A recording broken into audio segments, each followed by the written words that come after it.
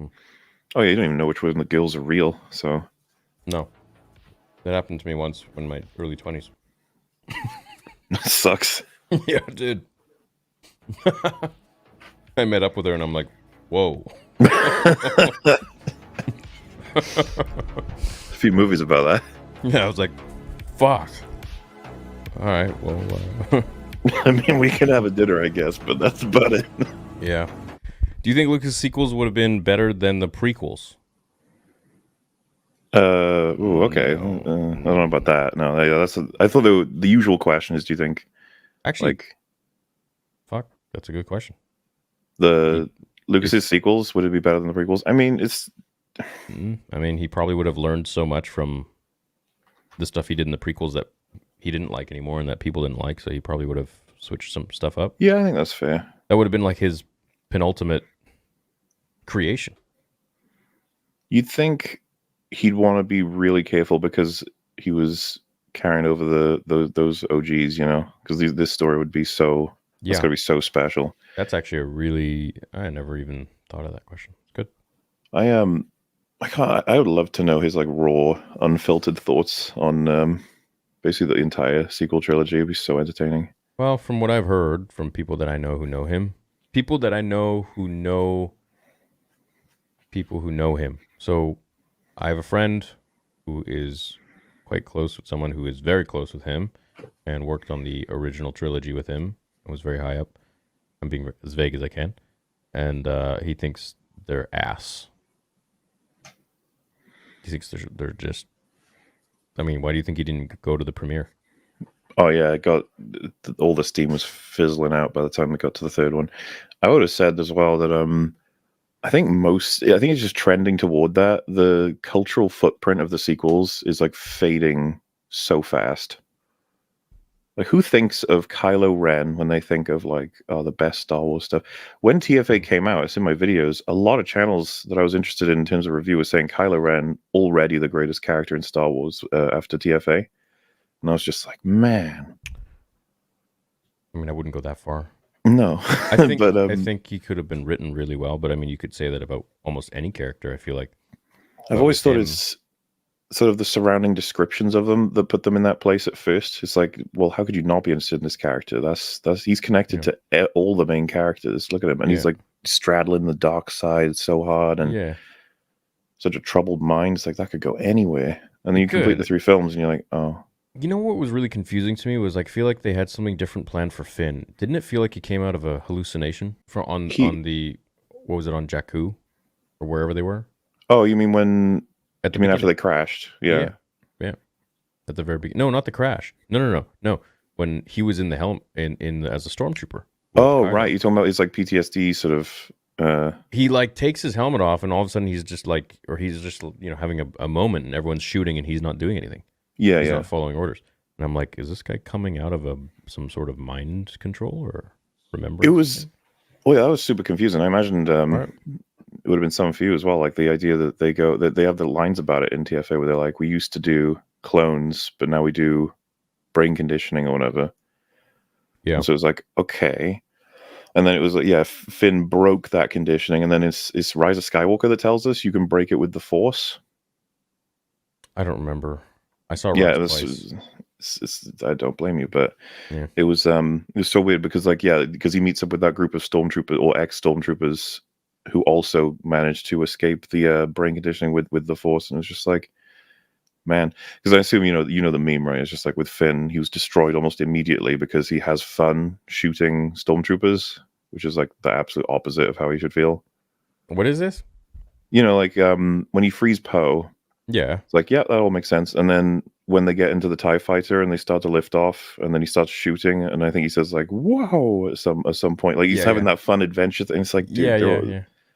that's you down there, all of them, you know, Yeah. innocent Literally. people who've been brainwashed, and it's just like, He's like, yeah, let me kill my own kind. yep, it doesn't line up at all. And everyone wanted him to be more serious, Finn. I think even John Boyega was obviously looking for that. Yeah, he seemed pretty pissed, man.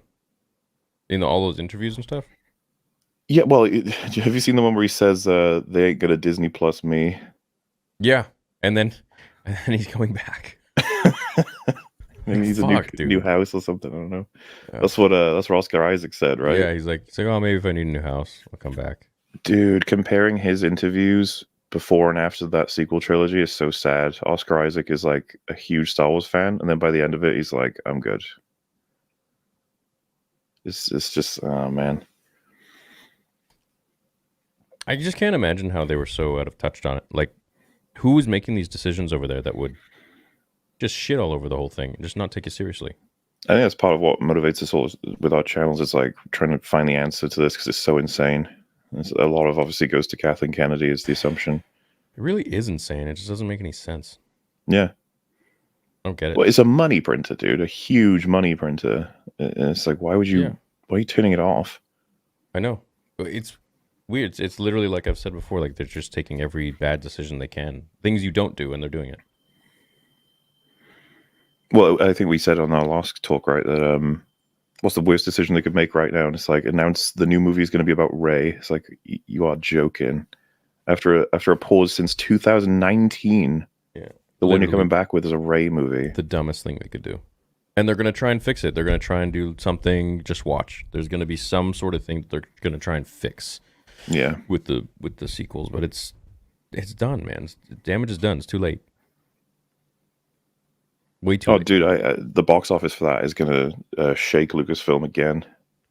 They don't know what to do. Yeah, unless they buy tickets themselves. I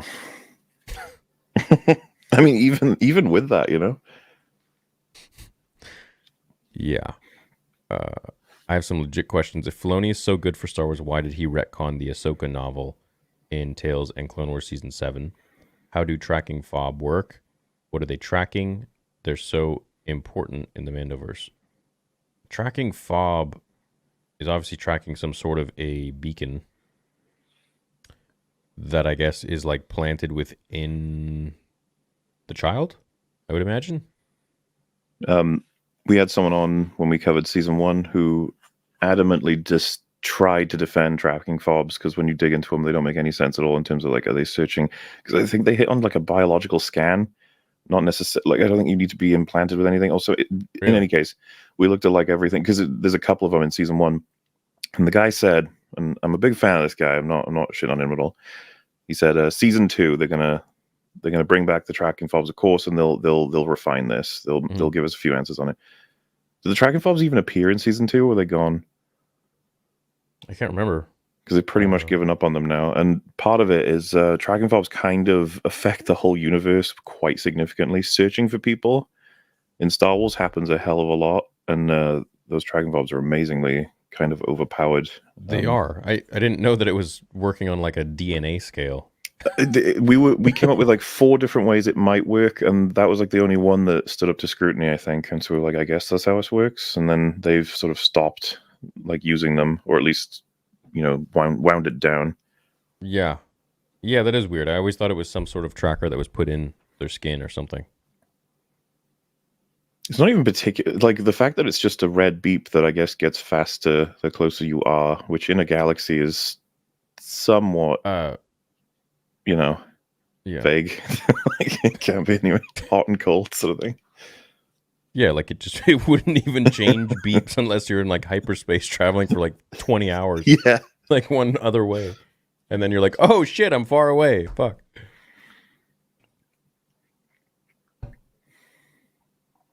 Oh, are they in there? Yeah, they might be. I just can't remember. If someone paid me $4,000, I'd watch the Rey movie to pay for college term. Beyond that, I'm still going to be honest that it sucked because the damage is already done. Yeah, I mean, I'm going to watch it. I'll watch it, yeah. Yeah, I'm going to have my take on it. But that's like what I was saying. It's like a shit show now. People are just going to pay to see it. It definitely got to that point with Rise of Skywalker for me, because I'd read the leaks. I don't know if you had, and I didn't really believe them. And then I saw the film, and I was like, holy shit! For the leaks for Rise of Skywalker, like the plot leaks. Oh, I don't remember. Did I read them?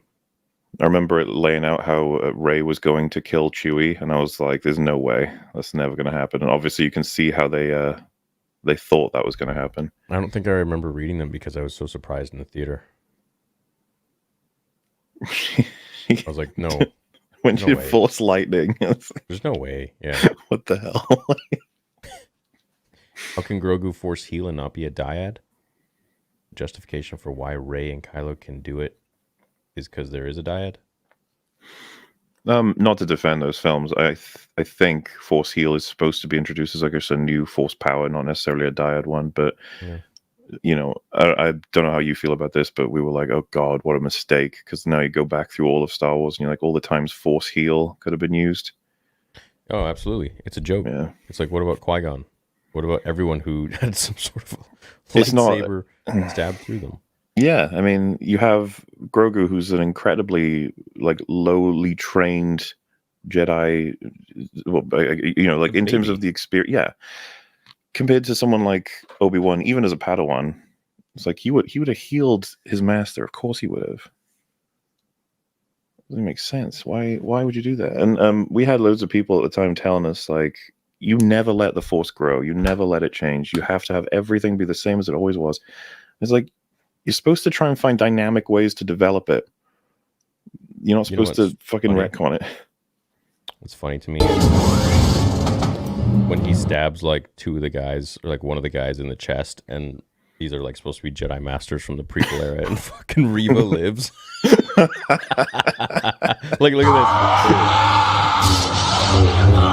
this. Oh, he should be alive, according to Yeah, he'll be Reva. fine. He'll be fine, man. Just need to Fuck sit it. down. But Reva gets away. And it's not even in his heart or anything. Like, Reva got stabbed literally in the freaking chest. I think this guy got stabbed in his, like, gut. That was actually it was one of the things that got leaked early for my end of stuff was Sabine getting stabbed in episode 1. I knew that was going to happen, and then I was like, "Isn't Sabine like a pretty well-known character?" And they're like, "Yeah," and I was like, "So she's not dead? She's going to get stabbed by a lightsaber, and she's going to be fine." Why though? Because Why I don't not know. just, like, take a leg or something? Oh god, I would have loved it if they just took a limb off, because you can obviously get that fixed up even in like Yeah, you're days fine. in the Star Wars universe. Yeah. Consequences, please. And yeah, that's like the big problem with lightsaber fights I find now with the old versus the new is that every time lightsabers came out in the OT and the prequels, big shit was going down. Mhm. Like Yeah, it was serious. these days, and I assume you've noticed, the worst one for me was in Kenobi in the big old Inquisitor HQ where Obi-Wan's like hitting them like with a baseball With bat. the fucking bouncing ball, yeah. I couldn't believe that shit. I know, I had to make- baseball bat. I had to make a video so that it would make sense. Like, oh, he didn't want to scare Leia off and cut right through them.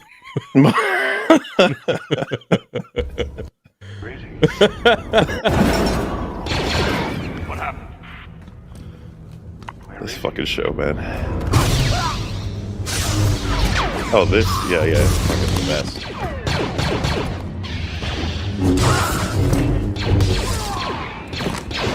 Oh, animation is just becoming better. It's like real Star Wars.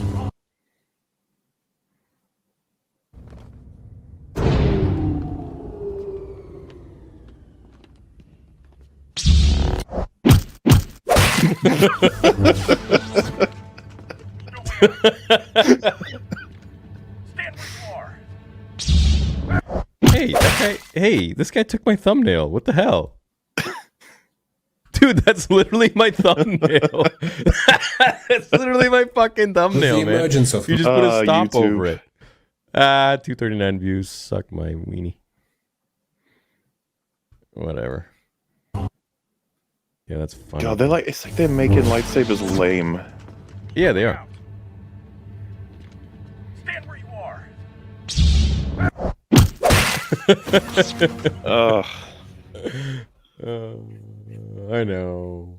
What the fuck? You know, is one it of the things I with- really liked about The the more time prequels passes- is the way they try and get some really harsh decapitations or limbs getting chopped off without being too graphic because of the age rating limits. Yeah. Some creative ways of doing it. Like a lot of people didn't know until like fucking 10 years later that you could see the shadow of Jango Fett's head coming off, you know? I know. Cool, eh? Yeah, it's awesome. The fact is, like, you know this as well as I do, people have noticed whether or not they're like digging into this stuff. They notice. You can't watch this shit without being like, hang on, this doesn't feel right, man. Like, this feels weird.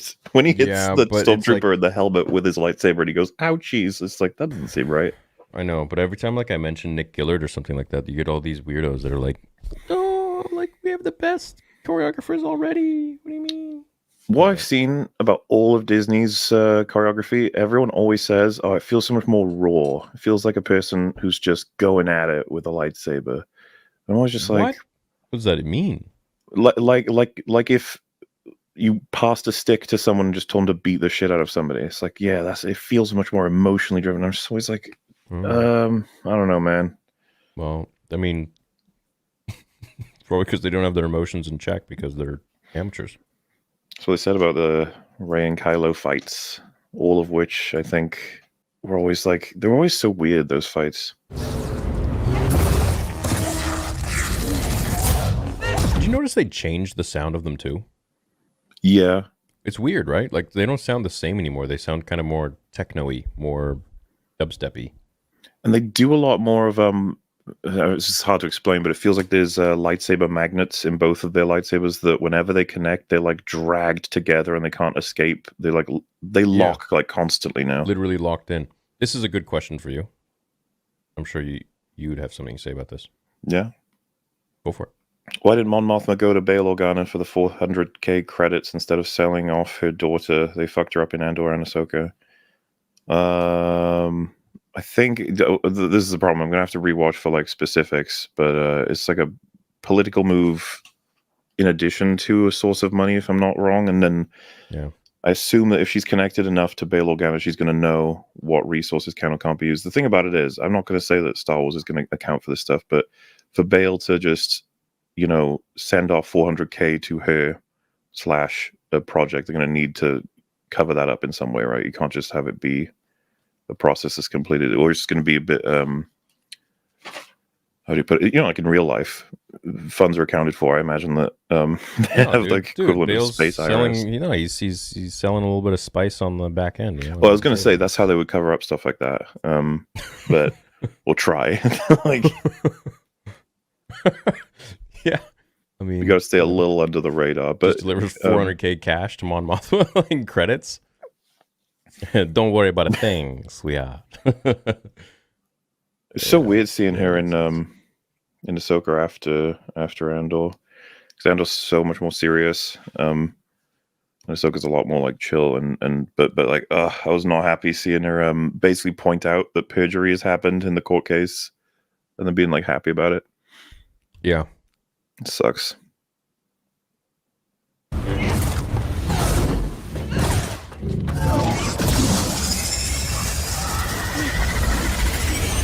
So much weird shit. Yeah, dude. UK for copyright and everything, by the way. I don't care. Yeah, this channel always gets copyright. It's all right.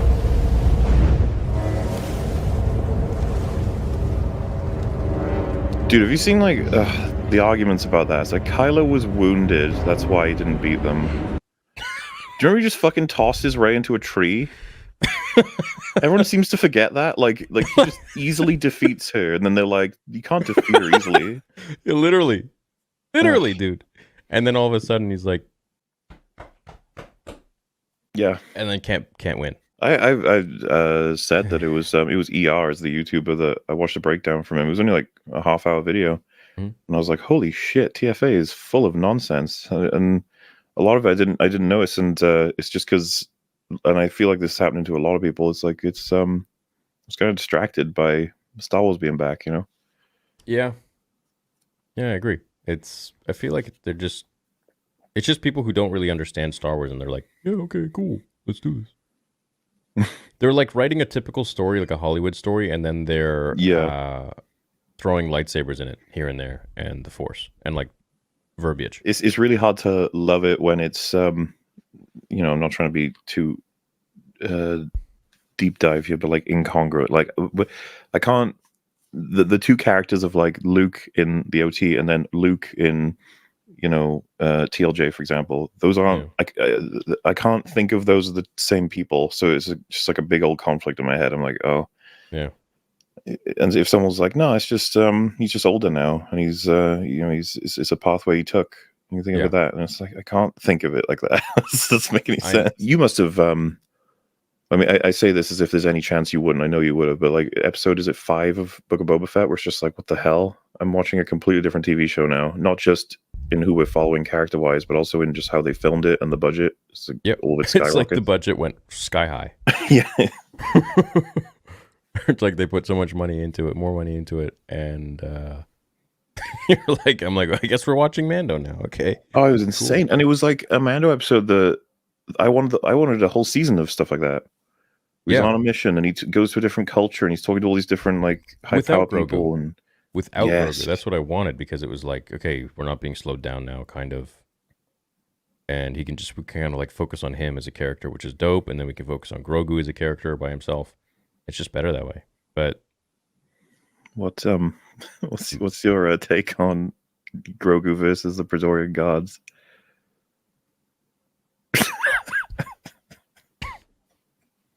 Dude, kind of forgot. He was like running on the rails or whatever. And yeah, he was wibbly wobbling back and forth, and they were awkwardly trying to swat a fly. It was. I still haven't really found much that I disagree on with MauLer or Ryan. A lot of it can be how we express similar ideas. Like, we can have the same core input sort of thing from what we've seen, but then we express it in different ways. You could be like, I still assume you're much chiller and calmer with how you criticize Star Wars than I am, because I'm a bit of a people assume before they talk to me. I'm not saying you did that I'm going to be very, very angry / I don't know, aggressive, and you can get that impression if you watch my videos, because I'm very aggressive with Star Wars and Marvel.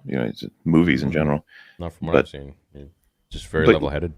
Well, in conversations, it's good. So I'm trying to do a bit of entertainment as well, right? In the videos, I want people to be entertained while I'm trying to explain. Yeah. But in conversations, we can be just two guys chatting, and in